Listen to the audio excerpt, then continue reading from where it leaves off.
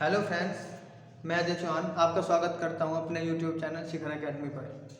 आज हम बात करेंगे अधिगम की। अधिगम एक साइकोलॉजिकल वर्ड है, लेकिन इसका हिंदी में कहते हैं सीखना। अधिगम का मतलब होता है सीखना। सीखने की क्या क्या विशेषताएं हो सकती हैं ये हम पढ़ेंगे। मैं आपको बता दूं कि ये जो हमारा बैच चल रहा है ये स्पेशल सीटेट के लिए चल रहा है फिलहाल। अगर आप लगातार ये वीडियो देखते रहेंगे तो मैं आपको गारंटी देता हूँ 100+ आपके नंबर आ जाएंगे। लेकिन आपको लगातार वीडियो देखनी पड़ेगी और लगातार वीडियो को शेयर भी करना पड़ेगा। तो शुरू करते हैं अधिगम। अधिगम की विशेषताएं।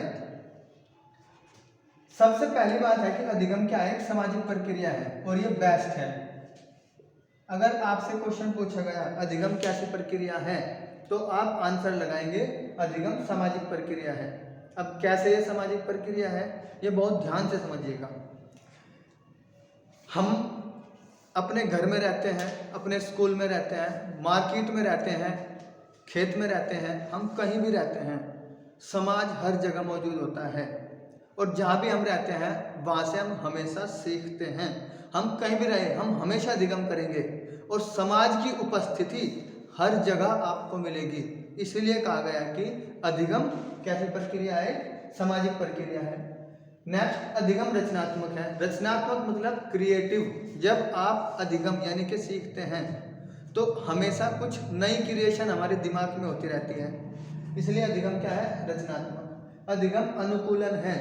अनुकूलन को इंग्लिश में कहते हैं एडजस्टमेंट। आप कॉपी पेन लेकर बैठिएगा और जो शब्द मैं यहाँ नहीं लिख रहा हूँ यानी कि नहीं लिखे हैं उन्हें बोल रहा हूँ, उन्हें आप साथ के साथ लिखते जाइएगा। अनुकूलन को इंग्लिश में कहते हैं एडजस्टमेंट, मतलब सीखने के बाद हम एडजस्ट करते हैं। इसका एक एग्जांपल समझिएगा बड़े ध्यान से। जैसे आपने अधिगम किया, पहले क्या था जो नहीं पढ़ेंगे वो कोई भी ऑप्शन लगा देंगे, जैसे हम करते थे ना, जय माता दी, ये ऑप्शन टिका और यही लगा दिया। ऐसा नहीं करना है। अधिगम करने के बाद हम 4 ऑप्शन में से एडजस्ट करते हैं कि जो क्वेश्चन पूछा गया है उसका आंसर कौन सा होगा। नहीं पढ़ेंगे तो कुछ भी लगा देंगे और पढ़ेंगे तो हम अनुकूलन करेंगे उन 4 ऑप्शन में। ये एक एग्जाम्पल है। तो अधिगम के बाद क्या करते हैं हम, अनुकूलन। सीखने के बाद हम अनुकूलन करते हैं कि हमारे फेवर की चीज़ कौन सी है। नेक्स्ट, सक्रिय है अधिगम, एक्टिव।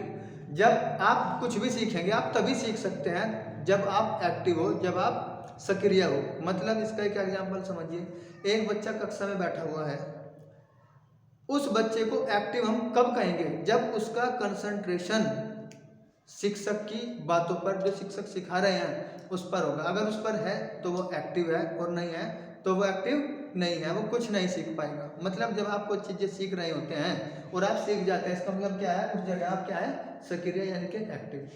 नेक्स्ट, आधार मानव प्रकृति अधिगम का। जानवर को सिखाए या फिर इंसान को सिखाए, सिखाएगा मानव ही, इसलिए आधार क्या हुआ, मानव प्रकृति। अधिगम खोज है।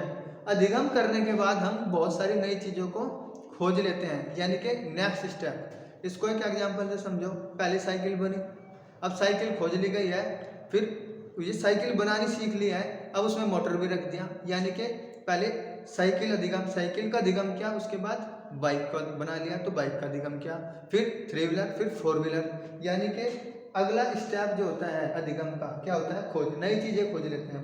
नेक्स्ट, उद्देश्यपूर्ण प्रक्रिया है अधिगम। आप एक बात बताइए, आप कोई भी काम करते हैं उसका कोई उद्देश्य होता है ना। आप पढ़ रहे हैं, सीटेट के लिए पढ़ रहे हैं। अब क्यों पढ़ रहे हैं, क्योंकि आपका एक उद्देश्य है, आपको सीटेट पास करना है, इसलिए आप पढ़ रहे हैं। मतलब अधिगम का क्या हुआ, उद्देश्य हुआ ना अधिगम का।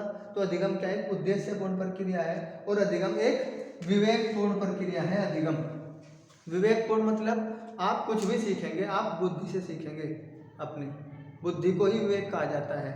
यानी कि कुछ भी सीखने के लिए आपको बुद्धि की जरूरत पड़ेगी, इसलिए अधिगम क्या है, विवेकपूर्ण प्रक्रिया। तो फ्रेंड्स, आपको अच्छा लगा होगा और पूरी वीडियो देखना। अगर आप, मैं फिर कह रहा हूँ, अगर आप चाहते हैं कि आपके सीटेट में कम से कम 100+ नंबर आए तो जितने भी वीडियो आप अपलोड होंगी सीटेट के एग्जाम तक, आप सब वीडियो देखिएगा और अपने दोस्तों में भी शेयर करिएगा। Thank you.